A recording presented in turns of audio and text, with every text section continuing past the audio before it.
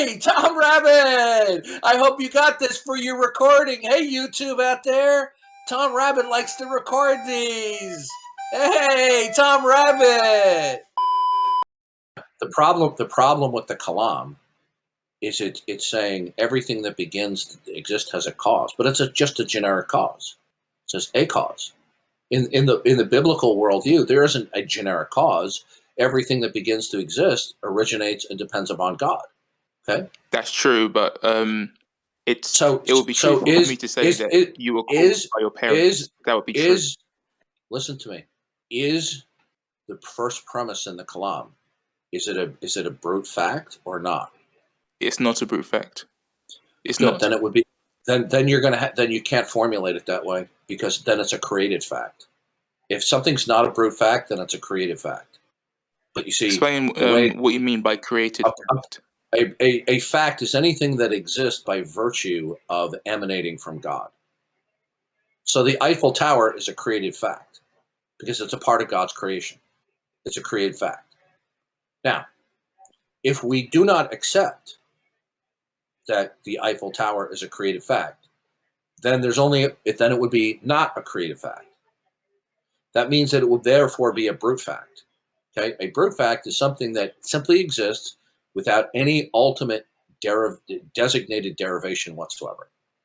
It just exists without ultimate designation. And philosopher Cornelius Van Til, who you should familiarize yourself with, okay,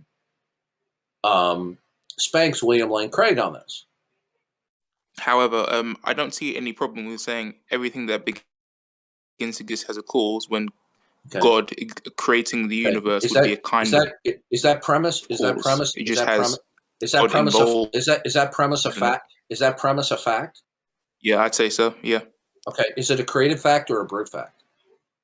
A created one. Okay, but the Kalam doesn't state it as a created fact. It just states it as a generic fact. It doesn't. It's not stipulated as a created fact. Well, then if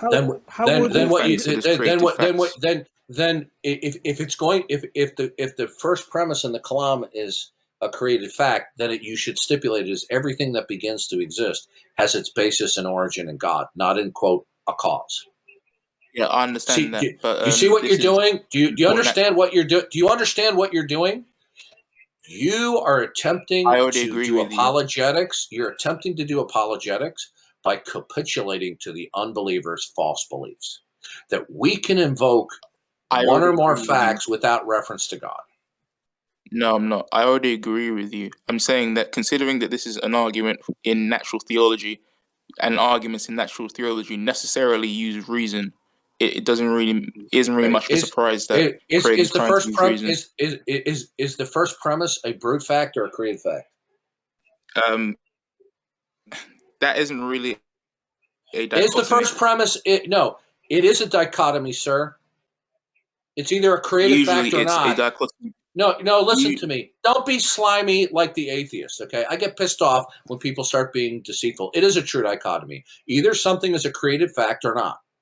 Okay? Well, usually it's a brute fact or it has an explanation. Usually it's that kind of thing. No. We're defining it. A brute fact is either something has its explanation in God because God has revealed himself, or the fact in question has no ultimate explanation because that would require that it be God and that it reveal itself. You couldn't appeal to an ultimate that's not God. Okay? So when you invoke a fact, whatever that fact may be, the true dichotomy is it'll either be a creative fact or not. Not a creative fact means it's a brute fact. Okay? So the true dichotomy is a creative fact, brute fact. It's either one or the other. So is the fact of the first premise of the Kalam a creative fact or a brute fact? It would be a created one because all facts are created facts. Great. So you're being deceptive to the unbeliever when you just say a cause. So you're embarrassed to reference God in that verse. But there's no mention of God. There's no mention of God in there, either explicitly or implicitly. Yeah, I understand that, but the entire point. When you present show When the you, hey, listen to me. unbeliever that When you even on present to the their unbeliever, do you even hear me talking back version to you? of When you present to the what's unbeliever, is my, fundamentally okay, okay, using reason. hey, dude, you're not as smart as you think you Yeah, are. yeah. What? You're not as smart as you Why are you think you getting so are. angry? Like I'm Because you're literally being listening to devious and you. deceitful with me. I'm Listen listening carefully. to you. When you present the first premise of the Kalam, is the unbeliever understanding that first premise as a created fact or not? They probably aren't because they're Oh, probably and whose atheists. fault? And whose fault is that? Um, When you have presented the Kalam, are them you because mindful that it's a they're created fact? atheists. Listen to me carefully. Don't. Are we having connection issues? Please don't overtalk me. I'm When listening. you present the Kalam, are you No, consciously presenting it? no, you're Okay, not. okay. Listen to me. Are you presenting the first premise as a created fact or not? I'm not. Good. Then you're being unbiblical. Well, What you I'm are just not doing a is precept. what you are doing. Okay, yeah. You're not a precept, which means you're not biblical. Are you denying that you're being unbiblical? Do I have to? I Do I personally have to don't think so. listen? Do I have to read to you Colossians chapter 1? Are you familiar with Not off the top of my head, to be honest. I mean, obviously, I'm familiar with Colossians, but I don't know it off the top of my head. There's also Colossians 2:3. Colossians 1? Okay, I'll read it from the NIV. The Son is the image of the invisible God, the firstborn of all creation. For in him all things were created, things in heaven and earth, visible and invisible, whether thrones or powers or rulers or authorities. All things have been created through him and for him. He is before all things, and in him all things hold together. Okay? So this is basically Yeah. stating that everything is a created fact. There are no brute facts. But when you present the first premise of the Quran, are you purposely and clearly communicating that this is a created fact, or are you presenting this to the unbeliever, knowing that they are going to be adopting that first premise when they hear it in their mind as a brute fact? Are you clearly Um, communicating? I Are w- you clearly communicating it's a created fact? Is William Lane Craig presenting it as a created fact? no, but Good. Okay, William Lane stop right Craig there. literally Stop right uses. there. Stop right there. Okay. What you are now doing is the cardinal sin of a philosophical defense. You are now capitulating. You are attempting to allegedly communicate biblical truths, but you're now capitulating to the false beliefs of the unbeliever because you're not specifically making it clear that premise one is a created fact. You know, because you are refusing to identify it as a created fact or to formulate it in such a way that the unbeliever readily understands that it's a created fact, and you are presenting it to them, and you know that they're going to be digesting it as a brute fact. So you're actually capitulating to the unbeliever's false belief. Apart from the fact that the difference between you and maybe Craig would be that you would presuppose a God and say, okay, we're gonna derive all of our meaning from this Oh. God, and Craig would say, even on the atheist's reason, ungodly reason, you can still get to a God. It's essentially just cutting off No, no, all no, routes away no. from God. You're totally wrong. You are 100% wrong. Once you start off with a brute fact, then you cannot logically conclude, therefore, God. Do you understand the blunder you just made? Is there any brute fact in actuality? No, I don't think so. No. Okay. Now, when you present the first premise, okay, the way you communicating it, are you keeping it a secret to yourself that the first premise in the Kalam is a created fact? Does the unbeliever know that you're presenting it as a created fact? Or are you being sneaky, okay, knowing full well that he'll accept the first premise as a brute fact? I'm showing it as something that is not a creative fact, but the very argument Okay, demonstrates stop that it right is a there. creative fact. No. Listen, dude, you are so screwed up, and you're borderline deceitful. Okay, because you don't want to admit this fatal flaw in the Kalam. Okay, now you are I already presenting did. a you are presenting okay. Are you presenting a created fact in the first premise of the Kalam? I don't know what you mean, but I am Are presenting you it as presenting something the that first is not premise as a creative. created fact? Yes or no? No, I'm not. I said it like 5 Okay, times. I'm good. not. Then you're And being deceitful to the unbeliever. okay. And you're capitulating to the unbeliever's false beliefs. You are not communicating the first premise as a created fact. You are communicating it to them, and they are receiving it as a brute fact. You know it, and I know it, and everyone in the room knows it. But you Okay. want to die on your sword and defend the Kalam and Craig no matter what. No, not really. I just don't really agree with the places that you start. There's just a personal disagreement. Yeah. No, there's no personal disagreement here. Okay, you're being deceitful. Okay, you are presenting a premise in a deceptive way to the unbeliever.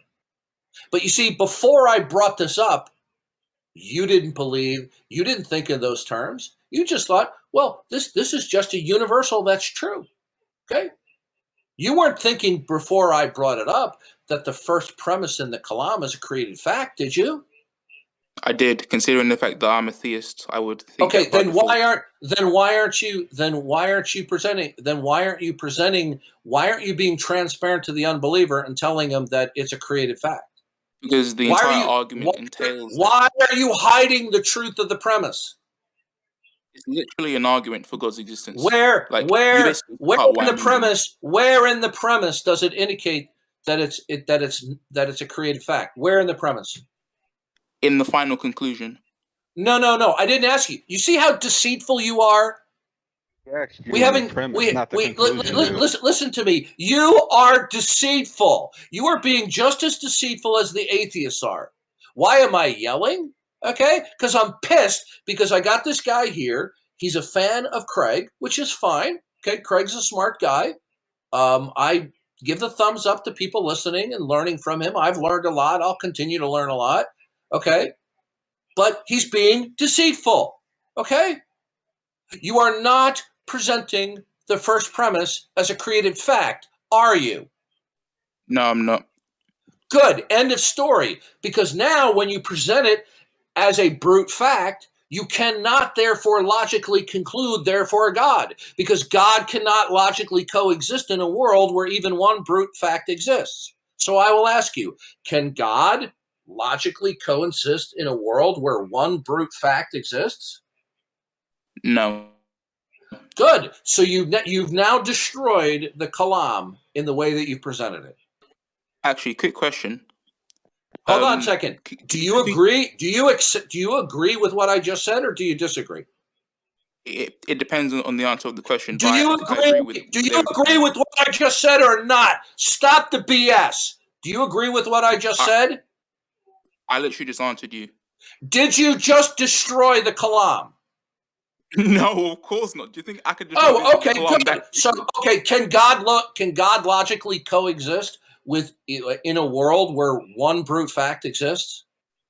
Could you define brute fact? Because I usually use it in terms of the PSR. For the last half hour, I've defined it already. A brute fact is something that is not a created fact. It has no identifiable, defensible derivation. Now, would God be a brute fact?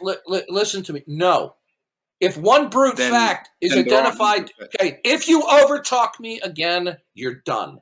Can God logically coexist with even one? Don't overtalk me again. Can God logically coexist in a world where even one brute fact exists? No.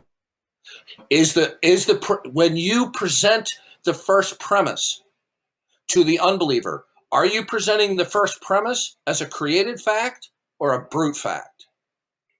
A brute one. Good. Now you contradicted yourself. You have now destroyed the Kalam because you just agreed with me a minute ago that God cannot logically coexist with a brute fact, but you're presenting the first premise as a brute fact. Therefore, you cannot reach God as a conclusion because God can't logically coexist with a brute fact. Yeah. Yeah. So you've now destroyed the Kalam. See your problem? You just admitted that the first premise is a brute fact. Okay? Did you admit that the first premise is presented as a brute fact?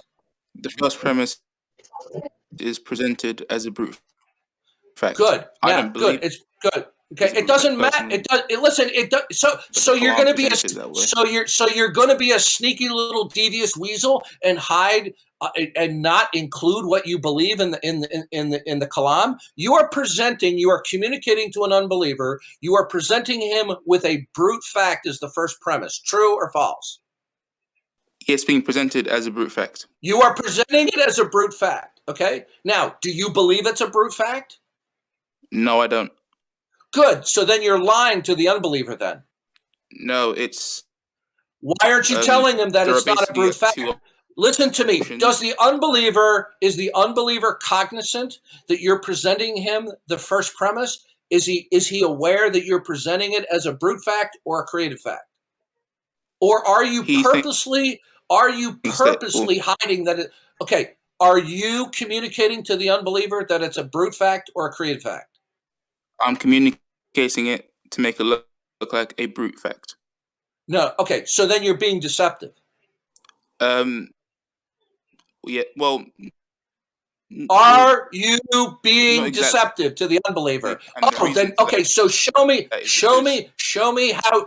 how you can derive. Hey, listen, don't overtalk me. So you're not being deceptive. How in the world could an unbeliever know that you believe that the first premise is a created fact when there's nothing in the first premise that indicates that it's a created fact? because Are you the point of hiding the from the unbeliever? Are you hiding from the unbeliever that the first premise is a created fact? no, I'm not hiding. Okay, good. Then why are you using the first? Why are you using the first premise in the way you did? Because there's no indication that it's a created fact. Yeah, the reason why you would use the first premise like that is because either the It's Okay, they so would accept. hold on a second. Hold on a second. is a So when god, you say or most everything that atheists okay, listen to me. Are we having think it's connection some like issues? Okay, hey dude, logical or something like are that. you having connect? Can you hear me? Is my mic You working? basically show that even on their Okay, all right. You know what? I'm done with you. You're an idiot. Yeah, I We're think done. he's just No, we're running not. off with the Yeah, your Yeah, mic's listen working. very carefully. Are you clearly communicating to the unbeliever that premise one is a created fact? No, I'm not. Okay, so then you're not being transparent, are you? Well, not well. I wouldn't quite agree with that. I And there are want good to ask reasons you. for I that. want to ask you a question. All things that begin to exist, do they ultimately derive just from a generic cause, or do they ultimately derive from God? God, Good. Then why aren't you saying God? because it's to show that even when looking at reason as So foundational, you still you're get God. hiding God. So you're hiding God in the first premise. No, it's just showing that Okay, listen to me. all Are other you options lead to God. is the term a cause? Does it reference God or not? No, well, not directly. So then it wouldn't be a created Okay, fact. It would be a brute fact. Okay, good. End of story. You just screwed yourself because you can't have a brute fact that logically coexists with God as a conclusion. End of story. We're I done. agree. Good. Then you just admitted that the Kalam isn't biblical. The Kalam is an attempt to capitulate to the unbeliever's false beliefs, okay, and then reason probabilistically, then God probably exists. You just admitted that you're being deceptive, okay, with the first premise. Is that what the Apostle Paul said in Scripture? In the beginning, a cause brought about the heavens and the earth. All things are The Apostle upheld by the Paul power. wasn't a natural theologist. Was he an apologist? Yeah, he was, but he wasn't a natural theologist. Okay. You know what? Get out of here. Get out of here. You're a bullshitter. You're a bullshitter and a liar. A natural theologist. What the hell does that mean? Natural theology is just trying to conclude that God exists using reason alone. That's all it means. Natural. You're trying to conclude God by appealing to false beliefs of unbelievers, aren't you? Yeah, to show that the unbelievers have Good. to Thank you very much. That's all I believe need to God. know. You just admitted you're being deceptive. Thank you. We're done. It's game over. You just admitted you're being deceptive. Yeah, people who are Christians shouldn't be scared to stand on the truth of God's word. They shouldn't be afraid to be transparent about it. Yeah. William Lane Craig said, "Do you know for certain that God exists?" You know what he said? And he said it on camera. He goes, "No." Later that same evening. So I'm not telling you not to read Craig or listen to him. You can learn a lot from him, just general principles of philosophy. But he's not infallible, okay? But now you understand how the Kalam is severely problematic, right? You admitted that earlier, remember? Yeah, I did say that. Mr. Yeah, Dawkins. you did. Hold on a second. I didn't hear your answer. Are you saying you did or didn't say that? I did say that, given your explanation. Yeah. But me and you just don't accept the same axioms. What axioms? What axioms do I go by? I guess it's I'm starting kind of with see the things from the- I'm starting from the revelation of God. Are you? I end there, and I already believe it in the first place. Okay, So me and you are both Christians. where's this talk about axioms then? Well, Our case, like I'm listening. You're a presup, and I'm not really too familiar with presupposition. Well, of course. Well, you're a presupper too, but you are choosing to set aside your biblical presupposition and try to capitulate to the false beliefs of an unbeliever, trying to reason them to believe in God. Yeah, I can see that. Yeah, but Yeah. the only reason I Paul look was into a his arguments is presupper. really just to Paul was a presupper. Have you ever read Acts 17? Paul was a presupper. Read Acts 17. He also tried Paul was to convince the Jews as well. You're right. Presuppositionalists are not opposed to various lines of reasoning. Like Paul argued every Sabbath with the Jews that the Christ had to die and suffer, and he reasoned out of the Old Testament. Okay? Yeah, and it's just But you have to but you see what he's doing it. But what Paul is doing is he's going back to the revelation of God. The Kalam is not appealing to the revelation of God. Is the Kalam appealing to the revelation of God? No, it doesn't mention anything about God's revelation. Okay, good. So let me ask you this question. We can only know that the God of the Bible exists if and only if he takes steps to reveal that he exists. Yeah, I agree. Okay. So is the Kalam an appeal to God's revelation? No, it doesn't mention that. Good. Thank you very much. You now answer. You've now admitted how faulty the Kalam is, the way it's presented. Yeah. The Kalam isn't a presup argument. If by that you mean faulty, then okay. Yeah, is the faulty. Is the Kalam? Listen, you just agreed. We can only know that God exists if God takes the initiative and he reveals his existence. Could we invoke and establish? Okay, can we invoke or establish the existence of God independently of God's revelation? No, we can't. If he wants to hide himself, good. Is the Kalam appealing to God's revelation? If God wanted to show himself through an argument and laid it upon Aquinas to make multiple you know what? You are one deceitful little bugger. You are a deceitful person. Okay, I asked you a direct question, and you're just dancing around. I answered it. Okay. Oh no, you responded to it, but I didn't hear a clear answer. Here, I'll try again. Okay. Is the Kalam establishing the existence of God? Okay. Is it appealing to God's revelation? No, it isn't. Good. Then if you don't appeal to God's revelation, then you cannot instantiate God, my friend. So you people who use the Kalam are trying to establish the existence of God without appealing to God's revelation. Is it impossible to instantiate God without appealing to his revelation? Yes. Okay. Is the Kalam appealing to the revelation of God? Actually, yes. I would actually say so. No. Yeah, okay, now you're lying. Now you're... Which is it? Is the Kalam appealing to the revelation of God? You just said it wasn't, dude. Yeah. Is the I'll Kalam change. appealing to the revelation of God? Yeah. Yes, this is actually. I've changed my mind. Okay, you know what? You're a liar. Get off my phone. You're a liar. Get off my phone. Get off my phone, the late great Bob Grant used to say. You know what? You're a very devious, deceitful person. Perhaps we just don't agree. No, perhaps you're a deceitful little weasel. 1 minute you say the Kalam does not appeal to the revelation of God, and then the next couple of minutes later you say it does. Because I'm not really used to this kind of line of reasoning. You know what? It took me a while to really think I don't about want it, and I think I don't it's. want to talk with you anymore right now because you're deceitful. Perhaps we don't see eye to eye. Perhaps you're being deceptive. I guess that could be the case also. Do you think so? Well, I certainly don't mean to be deceitful. I'm just not familiar with precept. No. I can tell by talking with you. Okay, you're being deceptive. That's my opinion. I don't indict people for being deceptive because they simply don't agree.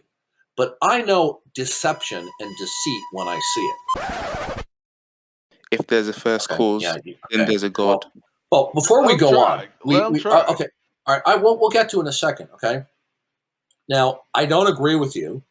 You don't agree with me. That's okay. All right, for right now, right? And I just want to let you know that I think you're a good guy. All right. So the fact that we disagree doesn't mean that I'm against you. Wait, we're not agreeing on this, but I just want to let you know. I think you think you're a nice guy. Okay. And I don't want to discourage you from coming back here because we have some disagreements. We get a lot of jerks in here, and in spite of our disagreements, I think you're a decent guy. By the way, did you get that Tom Rabbit?